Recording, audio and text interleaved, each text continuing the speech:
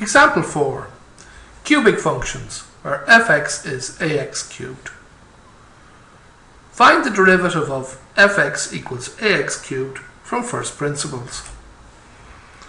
So we start as before. We let y equals ax cubed.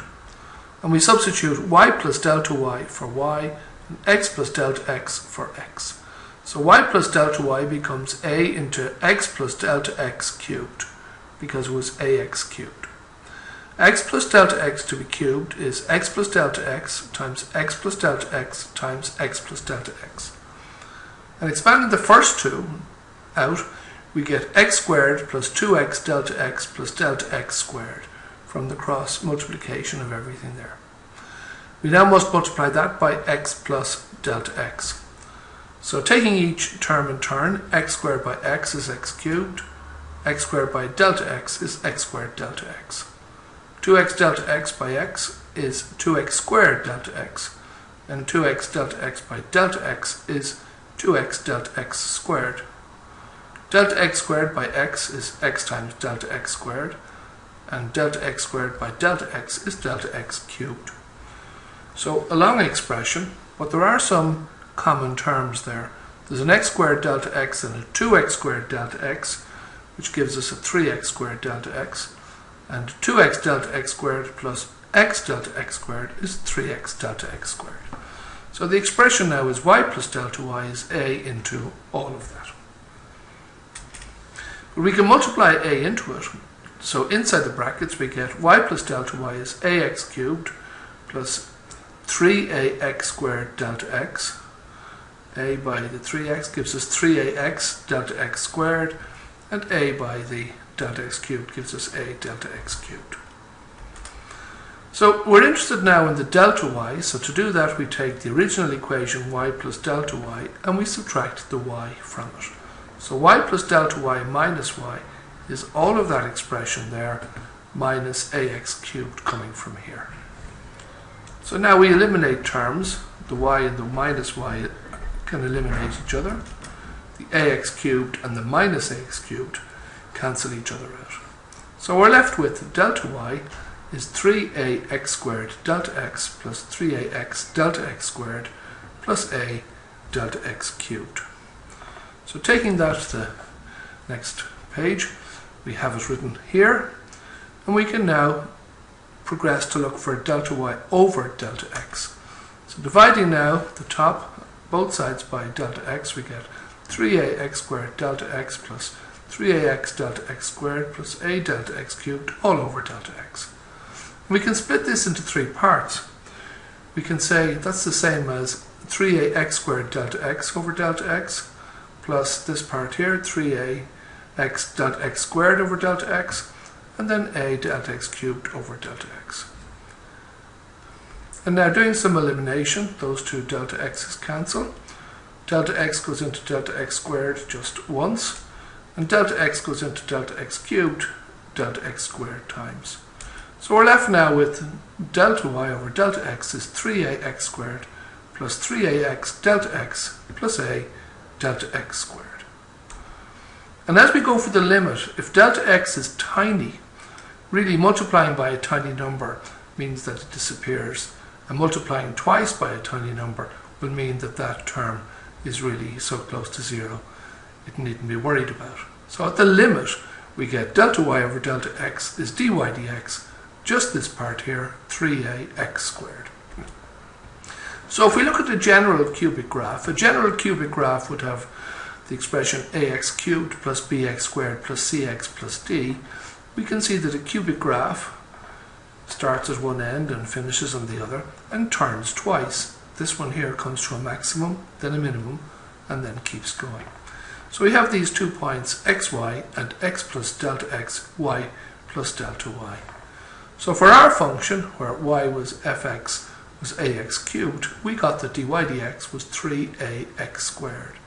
So the slope dy dx was 3ax squared. It depended on x.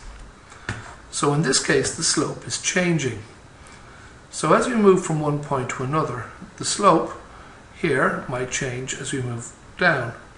So we can see that as we take different values for xy, this one as opposed to this one, we get a very different slope in the blue line. And if we move over here, quite a different slope again. It's turned into a negative slope. So for this cubic, the slope is changing and the function turns twice. It turns coming up here, it turns down from a maximum to a minimum and turns again. Example 5. Polynomials. Differentiate 7x squared plus 4x plus 7 with respect to x from first principles. Here we've got a combined term with some term that's squared, a linear term and a constant. So we're going to differentiate that with respect to x from first principles. So y is equal to 7x squared plus 4x plus 7. And everywhere we had y, we're going to put in y plus delta y. And similarly, everywhere we had x, we're going to put in x plus delta x. So y plus delta y becomes 7 times x plus delta x to be squared for the x squared, plus 4 times, instead of x, we get x plus delta x plus 7. So y plus delta y is 7 into x plus delta x by x plus delta x, plus 4 times x plus delta x plus 7.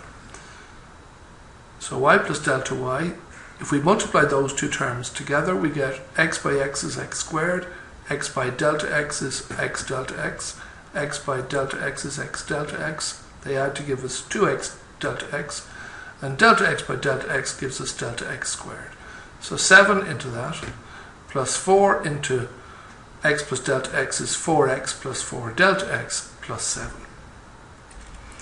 So if we take y plus delta y minus y and we subtract from this value here for y, we get 7x squared plus 7 by 2, that's 14x delta x, plus 7 by delta x squared, plus 4x plus 4 delta x plus 7, minus all of this term, that was the y, minus 7x squared, minus by plus is minus 4x, minus by plus is minus. So all of that is our expression in y plus delta y minus y. We can do some eliminations. The two y's on the left hand side would cancel. The 7x squared and the minus 7x squared cancel on the right. The 4x and the minus 4x cancel on the right. And the 7 and the minus 7 cancel. So we're left with delta y is 14x delta x plus 7 delta x squared plus 4 delta x. So we'll rewrite that now, and we're interested in delta y over delta x. So delta y over delta x, taking the first term, is 14x delta x over delta x. The second term is 7 delta x squared, taking it down, dividing by delta x, and then 4 delta x over delta x.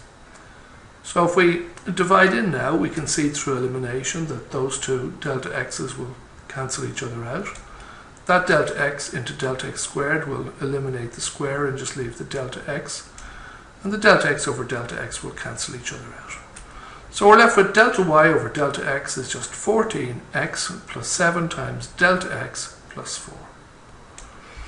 And as we go for the limit, if delta x is tiny, infinitesimally small, well then multiplying it by 7 is still going to keep it very small.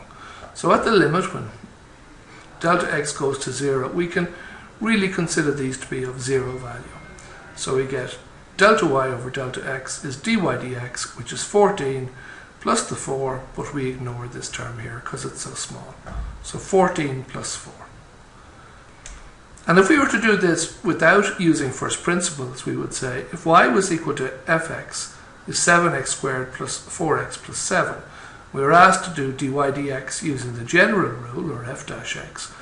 We would say leave the 7, take down the 2 as a multiplier, so 2 times 7 would give us 14, and reduce the 2 by 1 at the top, so it will be 14x to the 1, or 14x. In the case of differentiating 4x, we just call it 4, because we know that the coefficient before the x is the only thing that stays, and differentiating a constant we get 0. So 14 plus x is dy dx of this function, as we got through first principles also.